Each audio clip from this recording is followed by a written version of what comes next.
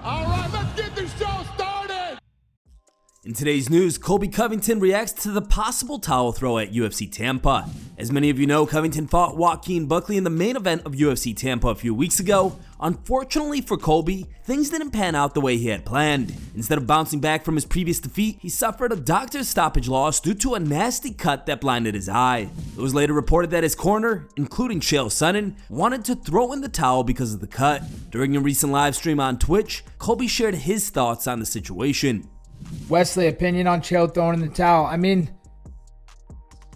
my opinion is Chael cares about me. He's a real one. If he was throwing it in, it's because he knows I couldn't see. He knows that the where the cut was at, it was bleeding into my right eye, and I couldn't see. I was seeing 3 or 4 different people. So that's what that guy, he couldn't do nothing to me, not even seeing anything, seeing blurry, coming off the couch. Like, look at how far my back was against the wall. But I did it for the company, like I said, guys, so don't hear me complaining. I don't want sympathy.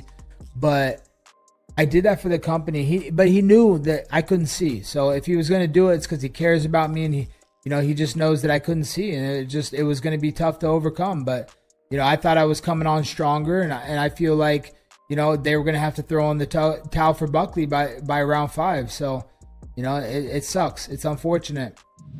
Aljamain Sterling shows off his new physique. Aljo shared a clip to his socials looking jacked, nudging the UFC and hinting that he's ready for a fight.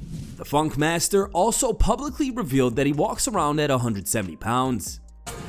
Feed your boy. Coming, baby. Just a righty. A little fat right now.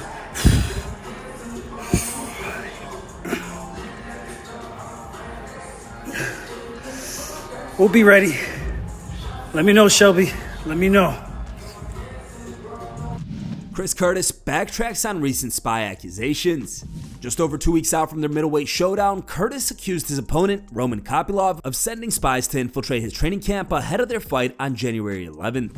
Curtis claimed that 2 Russian fighters showed up to his gym, Extreme Couture, with the intent of joining the team. However, after training with Curtis for a few weeks, the Russian fighters left the team. They were later seen training with Kopylov, and Curtis referred to this as a scumbag move by Kopylov. However, in a recent video posted to his social media, Curtis backtracked on these accusations. So there's like 3 things going on that are loosely interconnected. They ended up with pretty much me thinking that giant evil Russian Chase Hooper was in fact giant and evil, when it turns out he's just giant Russian Chase Hooper, and he's not quite as evil as I thought he was. So, I talked to Kopylov earlier today. We actually got all of us in the same room together at the same time, so we kind of figured it out what happened. He's like, everybody thinks I'm the bad guy. I'm like, my bad, Roman. That was on me. I will admit, guys, I was wrong. So, like, let's not hate giant Chase Hooper. He's not actually giant evil Chase Hooper. He's just giant Chase Hooper.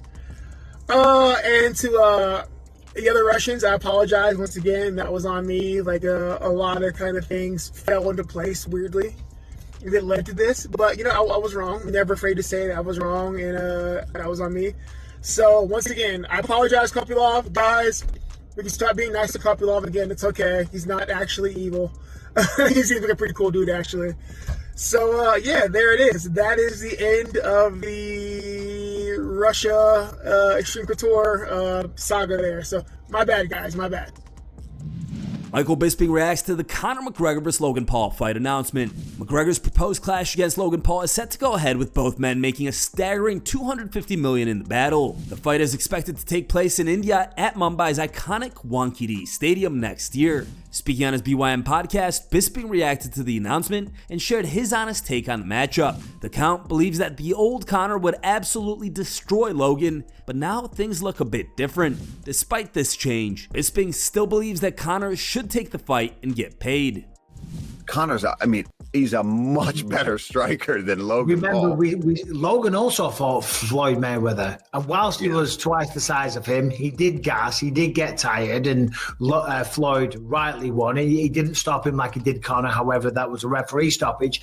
Conor would destroy him if he was in shape, and that's the big thing. Is he going to be in shape? Do you need to? Does that get you up, in the morning to go train to box Logan Paul in an exhibition bout in a cricket stadium in India?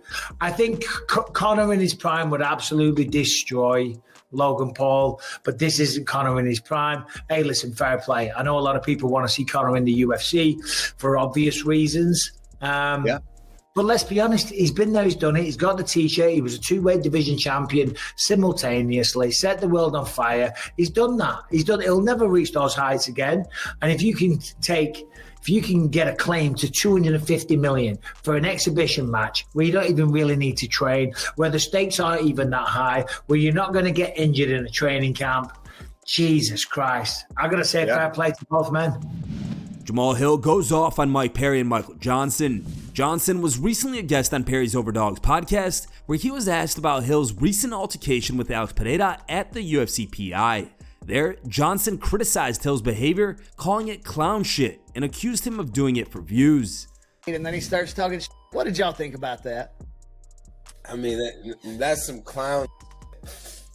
I'm gonna be honest. Like, why even go over there and say anything if you're not prepared to do anything? If I was with Jake Paul right now and he threw me the gloves, like I'm sparring. Yeah, I'm sparring get it. right now. Like, I'm ready. But like, also as a man, you get them gloves thrown to you by Alex Pereira, you gotta go in and you gotta handle your shit and feel better about yourself. That was an opportunity to feel better about how everything went. It made no sense because I didn't like. Are you walking over there to fight him? Yes. Because and then like you walked over there like to why? Like to talk.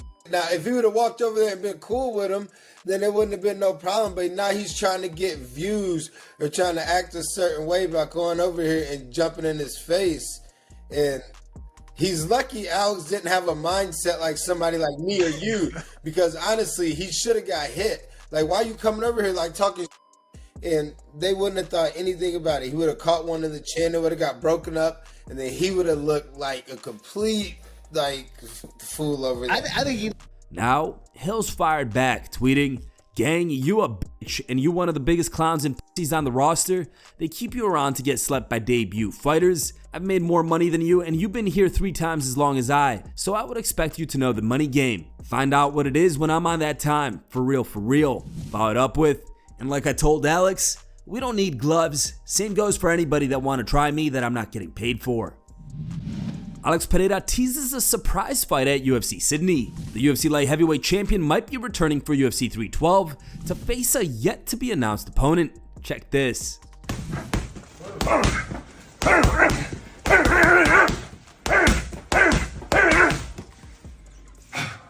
Feliz Ano Novo, Austrália. Saudade de vocês. Espero que todos vocês estejam bem. Nos vemos em fevereiro. Chama. Pereira has become a massive star in the sport, and having him compete against the #1 contender in Magomed Ankalaev would be a massive test for the champ. However, Pereira recently stated that he wasn't going to be fighting Ankalaev in his next fight. He's also said that he may corner his friend Sean Strickland as he attempts to regain the UFC middleweight championship against Dricus du Plessis in what is likely to be the main event fight. In addition to the DDP vs Strickland clash, the Sydney, Australia card also features UFC Women's Strawweight Champion Weili Zhang, who will defend her title against Tatiana Suarez. Adding a 3rd championship fight to the card would make UFC 312 the 9th event in the promotion's history to feature 3 title fights. The last one was UFC 261 back in 2021. Do you guys think Pereira will fight at UFC Sydney, or is he mostly traveling there to support Sean Strickland? Let us know in the comments below. It's time for today's top memes. 3rd place was posted by As Shopped As It Gets.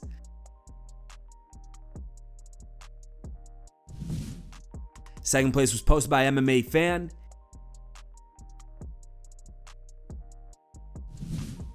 And the top pick was posted by Robert.